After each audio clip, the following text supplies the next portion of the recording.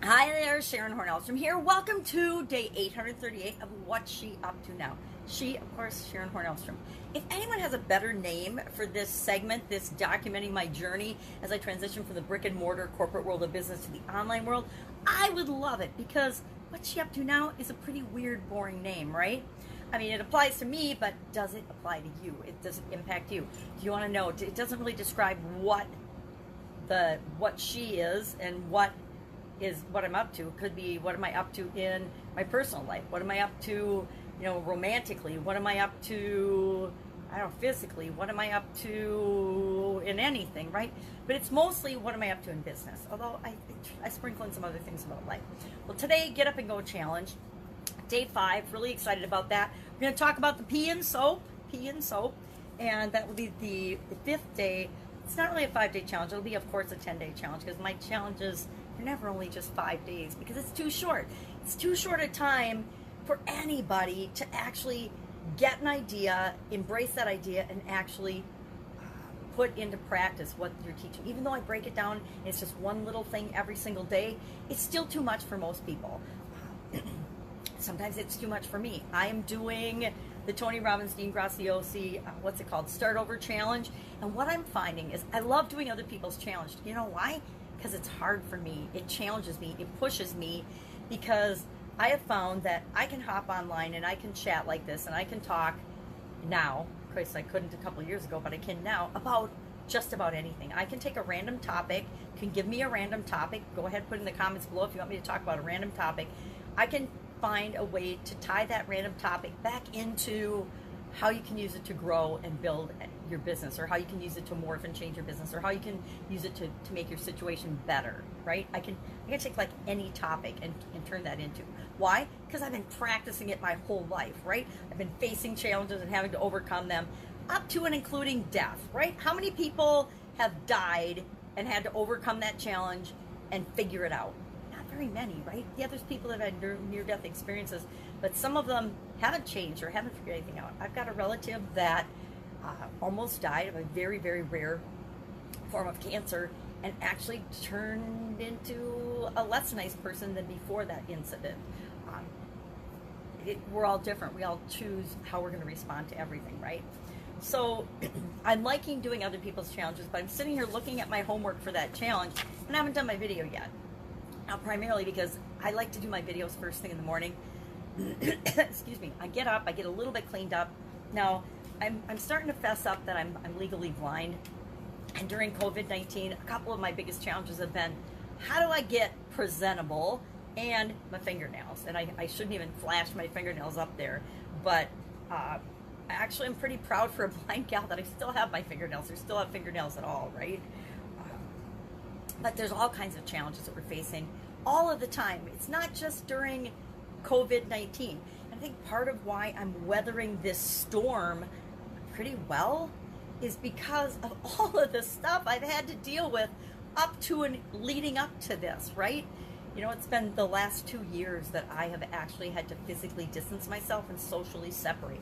Not on purpose, but I lived out in the country. I lived far out in the country, and I couldn't drive anymore. I couldn't see well enough to drive for the last couple of years, and I kind of stopped driving when I just didn't feel, I'm sure I could still have done it, but I didn't feel comfortable, and I was never going to put anyone else at risk. I wasn't so concerned about myself, but I certainly wasn't going to ever put anyone else at risk by driving. So it's been at least more than 2 years now that I haven't driven, and that meant living out in the boondocks, because I lived out in the boondocks. I just recently sold my house right before COVID, as a matter of fact, and moved into town. But I was living out in the boondocks. I was living out in the country, and I hate asking people for help when I think it's unnecessary. So I wouldn't call anybody and say, hey, will you come and get me? I want to ride into town, or I want to do this or that. I just figure it out. So I had a couple years of practice backing off and doing less and shopping less, which was really awesome, right? Because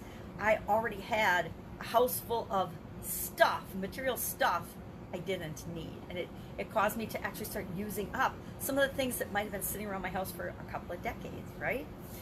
And actually using or getting rid of and donating to people that would use them. So I think that's part of why this hasn't affected me as much, because I've had a lot of practice and I've been doing things and I've had a lot of challenges that have prepared me for different aspects of this. Nothing could have prepared me or anyone else for this particular situation and crisis. It's unprecedented. I mean, I'm 60 years old and we've never seen anything like this in my lifetime.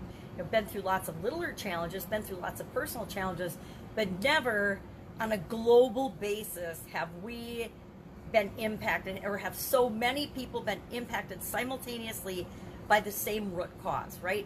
If we're looking at something and we're analyzing it, the root cause is the coronavirus. The root cause is that our business was shut down, and it was shut down because the government shut it down, not because of anything we did or chose to do. But we still have the flexibility and the ability to respond to that. How are we going to do? How are we going to respond to that? What are we going to do about it? Are we going to be angry and frustrated and upset and think it's awful and just wait for everything to go back to normal? Or are we going to say, boy, that stunk. What can I do to prepare for when we open again? What can I be doing in the interim to make sure that my business and I and everybody that I care about, because I care about my customers, are okay during this interim? How can I help them now versus, the problem I might have solved for them 2 months ago is different than the problem that they have right now. Just for example, the fingernail example is an easy one. The problem that I solved for people was that I did their fingernails, if I'm a nail salon, and in my shop. Well, how can I help them? Because I know that 2 months into it, anybody that's got gel polish is in big trouble, right? I had my daughter do my nails once, and then turns out she's allergic to the dipping powder, and then I've had to do them twice on my own, and I finally took all the polish and everything off and said, I just need to let them kind of heal, because they are in really bad shape now because of my mistreatment of them over the last 2 months. It's part of why I used to have to go get my nails done. I can't see well enough to do them. I hate the word can't, but I also understand the reality of my physical limitations sometimes, right? I can't be 6 feet tall because I'm like 5'1.5". I'm never going to be 6 feet tall, and I could feel bad and wish I was taller and be miserable. And I think when I was younger, all my friends were super tall and taller than me, right? And so sometimes I'm sure I wished that I was taller, but there's nothing humanly possible that I could do to be taller, right? I could probably, even if there were such a thing as growth hormones, they're not going to work on me. I'm 60 years old.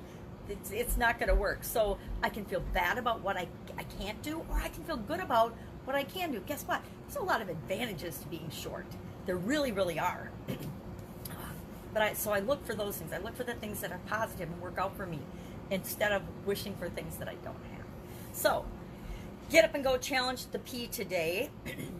365-day fun challenge. Obviously, I like challenges, right? I'm always doing lots of challenges, my own and other people's. So I think challenges are my thing.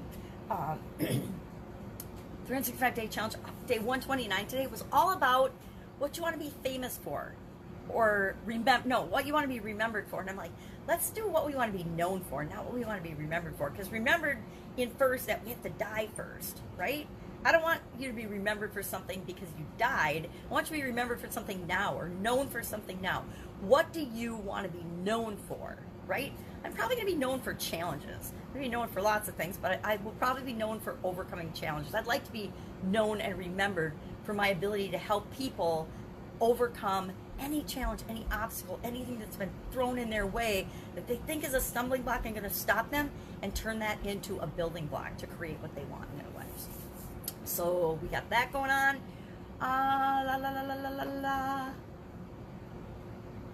Weekends coming up.